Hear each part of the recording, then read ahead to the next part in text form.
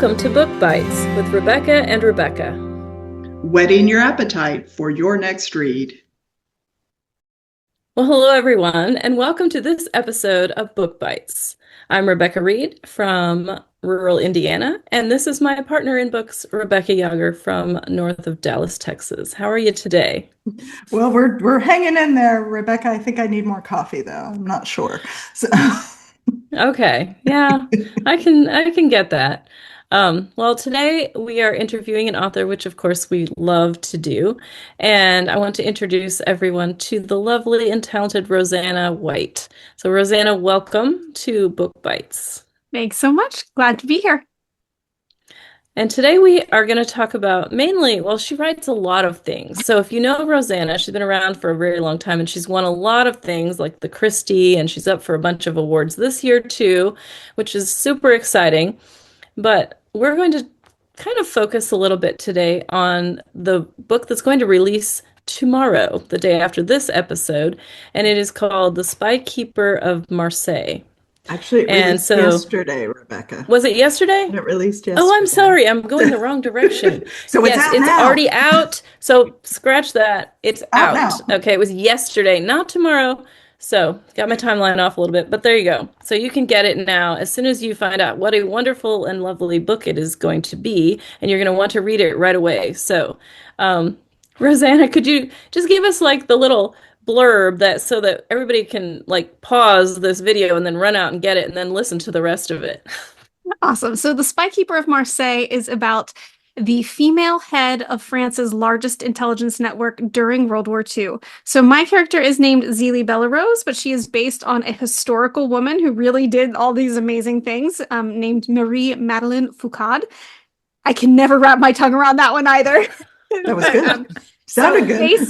based on real life, real person, but I, fictionalized the here and there.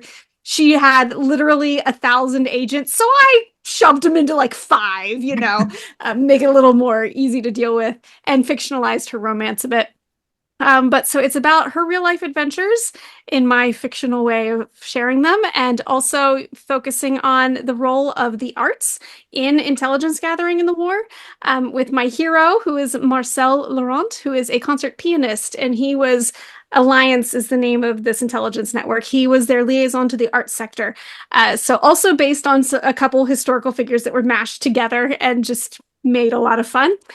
So he's using music and a radio program to not only share intelligence and get messages back and forth, but also to speak to Zélie's heart as music can so readily do. Ah, Okay, I'm definitely pausing this. I'm Let's go. pausing. We're gonna go by right now. That was a great description because now I'm just like all in, Yes. just suddenly intrigued. With these characters, and as you're writing, I don't know if you're a plotter or a pantser or hybrid. Was there anything they did, especially you're basing kind of on a real life, but fictionalizing, anything the characters did that surprised you in the course of writing this? They always surprise me here and there. I mean, this one, the big challenge was I was working from a historical framework and there was too much, right? Like, this is one problem a historical writer can have, that there was too much I could use. And I'm trying to mash it all in there. And my editors are like, no, calm down, roll it back, focus. So there was a lot of editing going on in this one. So I think one of the most surprising things was probably just dealing with the faith element more than anything, because it wasn't a huge part of the actual story, but there was actually a moment that the real life woman shared. Can't find my words today. Where she had a come to Jesus moment, sort of. It was a come to Mary moment. She was Catholic in France in the 1940s, and that changed the trajectory of the rest of the war for her. So I wanted to honor that, but also put it in some more, easily accessible terms for my modern readers. And deal with it in a way that made it authentic. The biographer kind of mentioned these things and as people sometimes did, they fashionably, like it was this, literary device or something. And I did not want it to be that. So trying to figure out how to make the faith element really authentic was both a challenge and a delight, because that's, why I write what I write. So digging down to the soul level is always fantastic. I love that, digging That's down to the soul level. It's a yeah, great line. that is a Mhm. great description. Wow. I like that a lot. Um, well, is there a favorite scene that you're able to share? Because we don't do spoilers. So, if you can't share it, then just give us a hint and we'll look for it as we read. Yeah, well, one of my favorite scenes would be a bit of a spoiler. It involves a mailbag. That's all I'm going to say Okay. about that. When you read it, Look for the you'll know mailbag. exactly what I'm talking about. But there is a scene I can share. So, my character has two children. She's a widow. This is also based on a true part of her story. So she, at one point, tells her son what she's doing because she's had to send them away for their own safety. So they were with her mother for a good part of the war, and eventually she sent them off out of the country. But so she tells her son, who I'm not going to get this right, he was 10 to 12 at the time. She tells him what she's up to because he's old enough to understand. Her daughter's still too young to get it, but the son is old enough to understand. And so she takes him on an intelligence gathering mission with her. There was a Luftwaffe base near where they'd been staying, and no one was able to get into it. They really needed to know what was going on in there. The British really wanted this information. None of her agents could get in. So she takes her son, walks up to the front gates and says, "My son's interested in airplanes. Can we have a tour?" And she's this beautiful 30-year-old woman with this cute, 10-year-old kid. And they just let her in and gave her a tour. So it's like real true story here. And it just was like, yeah. And this is how she ran her network. She just did what she wanted to do using what she had, which was being a smart and beautiful woman to her advantage. No one ever suspected that this, pretty mom was a spy. So, yep. A spy in plain Sometimes, sight. Yeah. Yeah. yeah, sometimes the truth is really stranger than fiction. I Mm. don't, I don't know if you could make something like that up, to be honest. That's awesome. I love that. So when you were coming up with these characters and this premise for the book, which thing came first? Did you have, do you, or in general, even how you kind of come up with your ideas and things? Yeah. So for this one, I'd been researching intelligence in World War II in France for the Collector Burn books, which came out last year. And in my research for that, I came across this story of Marie Madeleine Foucault and Alliance, which was the big network, right? And so when I realized the main network for intelligence was in fact run by a woman, I had never heard that before. Like, why haven't I heard this before, right? Like, this is a story that needs to be told. But I just put a pin in it, like, yeah, that'll be one of the stories I write next. But I knew nothing else about it. So then I was, brainstorming which of my two stories I had pitched to Tyndale I wanted to work on next. I was originally planning to do the one that'll be coming out next year first, but I was like, maybe I'll do this one first because I'd had this idea for the hero. Just nothing to do with actual alliance. I was like, I want a musician hero. Haven't done that in a while. I'll make him a pianist. And it was largely inspired by an actual pianist today named Julian Cohen, who does Facebook videos where he goes out in public and, does spontaneous concerts for people. And I just love that he's going into restaurants that have pianos and just sitting down and playing, opera stuff.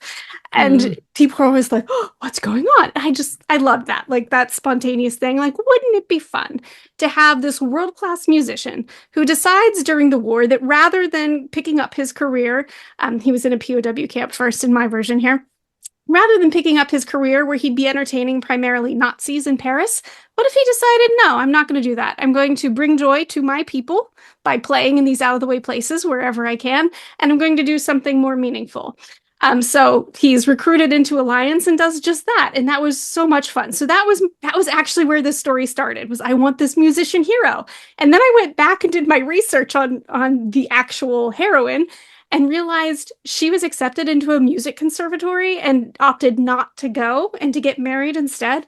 Mhm. And she was a pianist, and she was a really talented pianist. And I was like, this is perfect. So it was one of those things where I know I made my hero up. He's totally fictional, but it seemed like God was just handing me this perfect recipe. I was like, Mhm. yeah, so much fun.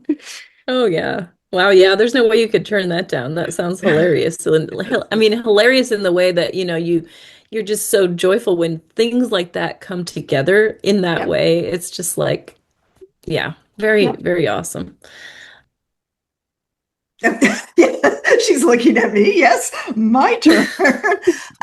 Now, Roseanna, you don't just write these historical books. You had a book come out in June last month that was a fantasy that Rebecca really liked. Listen to the audio. Well, I like the first one. I haven't gotten to the second one yet. I Oh, have okay. it. I just haven't listened to it yet, but I am super excited to listen to Aflame was the name of it, right? Yep, correct. From the Wa Awakened series. Yeah. So this premise caught my attention so much. And I just loved it because, and I don't know if this is what you intended for it to be, but to me, it was like you just took the Little Mermaid and tossed it on its head. A bit, yeah. Yeah, so I got the idea for the Awakened series at the beach on vacation one year.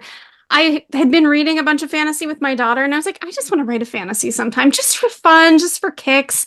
And I don't know what it should be, but we're at the beach, which is my big brainstorming time. And I'm like, it should have beach vibes. Maybe it has mermaids. And my husband, who I do a lot of brainstorming with, is like, but maybe they're not really mermaids. Maybe they're humans that wear tails, and it's like, their technology. And I was like, yeah, and they have this magic and can control the ocean. And he's like, oh, but what if it's nanites and not like magic magic? And I was like, oh. So yes, this is how the story world kind of came to be. And over the course of that week, I took like, I don't know, 10 pages of notes on what Awakened would be. In this first story, the characters just totally grabbed hold of me. And then as I'm, developing these characters for this story, the whole world is just like going, poof, whoa, whoa, and expanding. And I realized there are ice wielders up in Fjordlandia, which is what book 2 is about. But that there's also, volcanoes up there, kind of like Iceland. And maybe we'd have some fire magic and wind magic and all this. So it's all elemental stuff. And it's known to be a gift from God combined with ancient technology. So just super fun. And Aflame was, yeah, the paperback released in February and the audio just came out in June. So it's up with the ice wielders, and we have some other magical people living in volcanoes. So that was super fun. We had ice versus fire going on. And I just finished writing book 3, which is Amazed. Which is another kingdom in this world that does not have magic, but will do anything to get it. So just Ooh. having way too much fun with this series. Yeah, I call it my vacation books.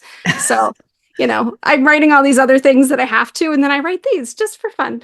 I can't tell you're having a good time, No, Rosanna. I Yeah, know. You know, I no, wish you'd be enthusiastic and, Terribly boring for me. be Yeah. excited. well, I for one can vouch for the fact that you should definitely read these because they are amazing. And you're right, Awaken, the characters just like jump off the page and are just like sitting there telling you the story. It's so awesome. And the narrators, if you like audio, they did a great job on that book. I thought it was fantastic. I was very impressed. So, Very good. thanks. Well, Yes. Rosanna, I think you better share your website, how people can keep up with you with all these books in different genres and things like that. So how do people find you?